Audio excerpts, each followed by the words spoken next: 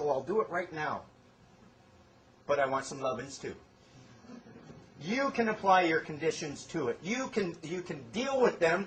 Don't think they're making orders. Don't think it's a command or a demand. All it is an offer. And if it seems like more than an offer, the fundamental, the foundation of their offer is for you to accept their offer to agree that they have the power to order you. Questions? I see you thinking.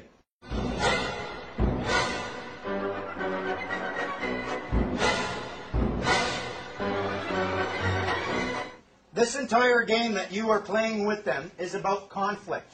Can I get you in conflict? If I can get you in conflict with your fellow man, one of you are in dishonor. If, imagine some people here are parents, I'm sure you got a couple of kids, they're playing out in the yard. You hear a big brouhaha, you run out to investigate. You find one kid's got mud all down his back. The other kid's got mud all over his hands. Who started the fight? It's pretty simple and easy to see, the guy with the dirty hands. What they will get you to do is to deal with things that create conflict, and once you're in that conflict, you're going to be in conflict in dishonor. Let's say you get a parking ticket or you get a violation ticket. You end up going to court for it.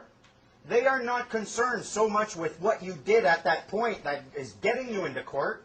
They're more concerned with what did you do in that 30-day period. There's a very good reason they don't charge you and bring you to court 2 days later. You've got 30 days grace. You've got 30 days to offer amends. 30 days to apologize, find peace with your fellow man. If you do that, the court has nothing to say. And if you don't do that, because those 30 days went by and you made no offers, guess who's in dishonor? And then it doesn't matter what it's all about. All the judge has to look at is who is in dishonor.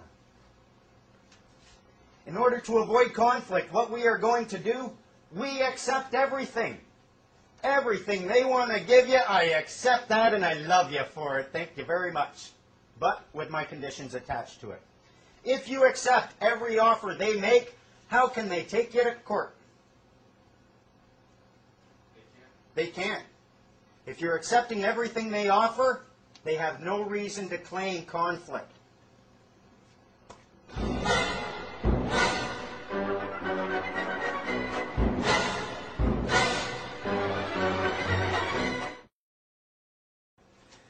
A lot of times what you're going to be dealing with are parking tickets, things like this. You'll get notices on your door, you'll get stop work notices. They'll hit you with a notice. A notice is in effect an offer which you can't refuse. If you do, you'll go into dishonor. But here's a funny thing about a notice. A notice has to be understandable. It has to be clear, concise, and understandable, and unequivocal. That's it.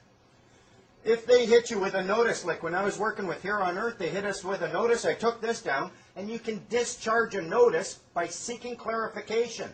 Yeah, I got your notice, but I see this word, and I don't know what you mean by that word, so please answer this. What does this word mean? What does this word mean? What does this word mean? Thank you, I'm happy to talk with you.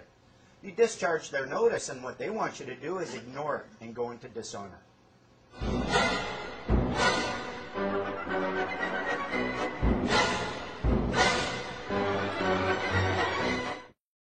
We went in there, we followed the process, got a letter back. We're withdrawing this. This is their trick. You get a little parking ticket. They are notices. This is not a bill. You can't take this and pay. This is just a notice giving you information, telling you there's something you should pay attention to. So what do? We're going to accept it. We write a little letter. We say, look, I noticed your notice, and here's my notice, noticing your notice, and I hope you notice my notice, noticing your notice, because now we're in discussion. I accept your notice. I accept that there's something there. Now, what would a bank do? A bank isn't going to go waste their time fighting in court for 40 bucks. No. What do? You accept it. And then you become the administrator. And you tell them, look, I'm more than happy to pay you. You're apparently claiming I owe you money. I'm the administrator here, and I will settle this account as administrator. But first, I have to do a little verification, eh? I mean, you don't want me paying off a bill without actually seeing the bill. I have to verify this debt, so please send me a bill. Please send me a bill that's going to have a signature on it. When you're done sending me that, I want to see the contract, the lawful two-party contract supporting that bill. If you can't show me that, stop asking me for money. If once you do that, you get it to a point, what you will end up getting, they call a remittance, the final notice, your final notice, you must pay this. If you look on that envelope when you open it up in the lower corner, they call it a remittance. They want you to take this remittance and send it in with the check, say for $40. Here's the thing, if this was a bill, why do they want it back? When's the last time you ever paid a bill and then had the person who presented you with the bill demand that bill back? You pay the bill so you can keep it and say, I don't owe you anything anymore. But they want it back. What's a remittance? I looked it up. A form of money. It's money.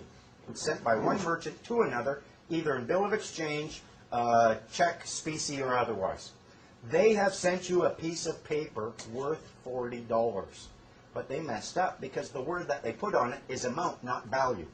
What you are going to do is you are going to take that little remittance. Imagine for a moment, this is what they're doing, I think.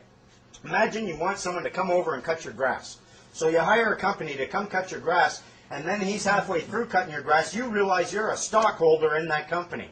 And you realize that as a stockholder, you have the right just to sign his check. He can give you the bill, you'll sign it, give it back to him. He can take that to the accountant in the company and get paid the $40 for cutting your grass. But it's going to have a negative effect on your stock. It's coming out of your stock. So what if you decide, no, I'm not going to do that. I'm not going to take that route. I'm not going to devalue my stock. I'm just going to give you a check for cutting my grass. But what you've done now is you've given him two pieces of paper. Each one is worth $40. This $40 check does not cancel out the $40 remittance. The $40 check is what they're charging you to do the administration on your remittance. They sign it on your behalf. They send that off. They're getting paid twice. All you have to do is take that remittance, put value across it, assign value to it, accept it for value, send it off to them. They can now it's money. Now you valued it. You've treated it like a remittance as a species of money, and you're done. And we've been doing this, and we've even got them on tape acknowledging that you can do it. We've got a peace officer acknowledging that we always have this option when dealing with these things. If you look on those tickets, they'll tell you payment instructions, dispute instructions. So you can pay or you can dispute. If you choose the dispute route and you go in there, they'll give you a piece of paper and it says right on it, date dispute was created. Dispute created by. You created dispute. You never offered discussion. You never offered anything. You jumped right into the dispute and now you're in dishonor. Whether or not you win in court doesn't really matter. You're in court in dishonor. All you had to do was accept what they give you, say, I value that, there you go, take it back. Now how can you do this? How can you just take a remittance and assign value to it?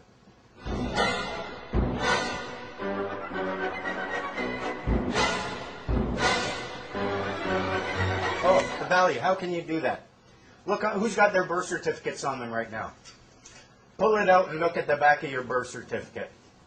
On the back of that birth certificate, you will find a number. It's a bond tracking number. The government generated and floated a bond when you were registered as a child. This bond generates revenue every year. The Federal Minister of Finance is acting as your fiduciary agent in trust over your account. When's the last time you told him what to do with your money? Never. So his obligation then is under the Financial Administration Act. His obligation is to transfer it to a registered representative. That's your provincial representatives. They do this every year in the form of the federal transfer payments. Part of what they're transferring, part of what your federal representatives are transferring to your provincial representatives is money generated from your bond, and they have no right to touch that money whatsoever if they're not acting as your representative. You are going to tell them, look, you want payment for this ticket? That's fine. Go take it from this transfer